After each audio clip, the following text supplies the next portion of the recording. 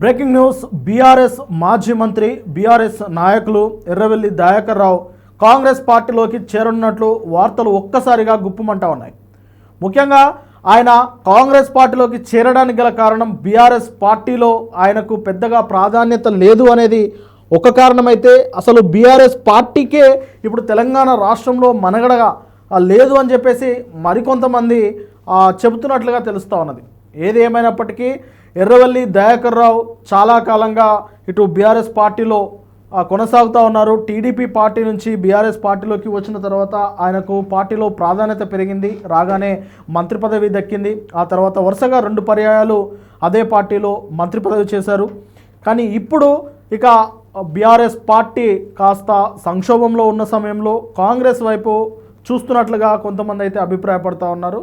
అయితే ముఖ్యంగా పాలకుర్తి నియోజకవర్గంలో ఆయన గత 3 సార్లుగా గెలుస్తూ వచ్చారు. ఇప్పుడు పాలకుర్తి నియోజకవర్గంలో యంగ్ కాంగ్రెస్ ఎమ్మెల్యే యశస్విని రెడ్డి గారు ఉన్నారు. అయితే యశస్విని రెడ్డి గారికి సంబంధించి గతంలో కొన్ని వీడియోలు వైరల్ అయిన విషయం అందరికీ తెలిసిందే.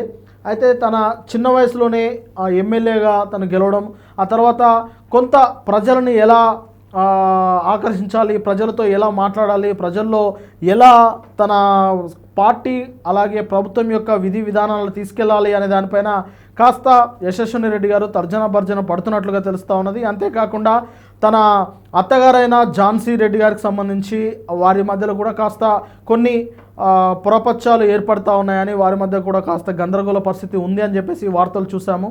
ఈ నేపథ్యంలోనే ఇప్పుడు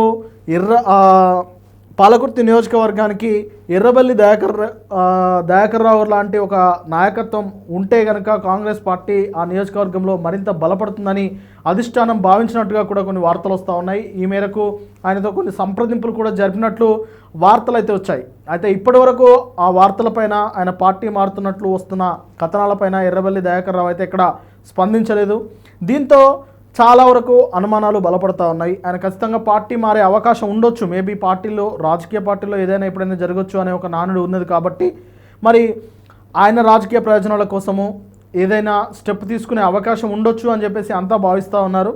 అయితే ఈ మేరకు కొన్ని కథనాలు మాత్రం ఆయన కాంగ్రెస్ పార్టీలోకి రావాలని చూసిన రేవంత్ రెడ్డి గారు మాత్రం ఆయనను అడ్డుకున్నట్లుగా చెబుతూ ఉన్నారు. ఎందుకంటే ఇటు రేవంత్ రెడ్డి గారైనా అటు ఎర్రవెల్లి దయాకర్ అయినా ఇద్దరు ఒకే స్కూల్ నుంచి వచ్చారు. అంటే టీడీపీ నుంచే వారిద్దరు ఎదిగారు, వారిద్దరు టీడీపీలోనే ఎదిగారు, టీడీపీ నుంచి వచ్చారు. కాబట్టి టీడీపీ పార్టీలో ఉన్నప్పుడు ఎర్రవెల్లి దయాకర్ రావు గారి పరిస్థితి, ఆయన యొక్క స్వభావం ఏంటిదో రేవంత్ రెడ్డి గారికి చాలా బాగా తెలుసు. కాబట్టి ఆయన టీడీపీని వదిలి, ముఖ్యంగా చెప్పాలంటే టీడీపీ క్యాడర్ను మొత్తానికి బీఆర్ఎస్ పార్టీకి అమ్ముకొని బీఆర్ఎస్ పార్టీలోనికి విలీనం చేసి ఆయన బీఆర్ఎస్ పార్టీలోకి వచ్చిన విధానం అందరికీ తెలిసిందే. ఇలాంటి నేపథ్యంలో ఆయన కాంగ్రెస్ పార్టీలోకి వస్తానంటే ఖచ్చితంగా అది కాంగ్రెస్ పార్టీకి కూడా అంత మంచి కాకపోవచ్చు అనే ఉద్దేశంతో సీఎం రేవంత్ రెడ్డి గారే ముఖ్యంగా ఎర్రవెల్లి దయాకర్ రావు గారి యొక్క ఆహ్వానాన్ని ఖండించినట్లుగా వార్తలు వస్తూ ఉన్నాయి. అయితే ఇవి ఇప్పటివరకైతే ఆరోపణలు, ఆయన వస్తాననడము, వారు ఖండించడము, వారు ఆహ్వానించడము,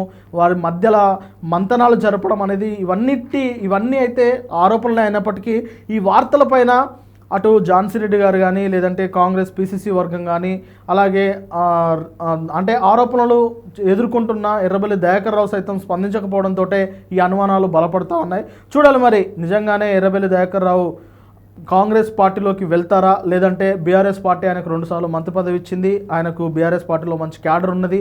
ఇప్పటికీ బీఆర్ఎస్ పార్టీ వర్కింగ్ ప్రెసిడెంట్ అయినా, ఇతర నేతలైనా, కేసీఆర్ అయినా వారికి సమున్నత గౌరవం అయితే ఇస్తూ ఉంటారు. మరి ఇలాంటి నేపథ్యంలో ఆయన బీఆర్ఎస్ పార్టీలోనే కొనసాగి రాబోయే ఎన్నికల్లో ఆయన ప్రచారం, అంటే ఎంపీటీసీ, జెడ్పీటీసీ, మున్సిపల్ ఎన్నికల్లో ఆయన ప్రచారం చేస్తారా, లేదంటే ఆయన ముందుగా ఇప్పుడు కథనాలు వస్తున్నట్టు మరి కాంగ్రెస్ వైపు ఏమైనా చూస్తారనేది వేచి చూడాలి.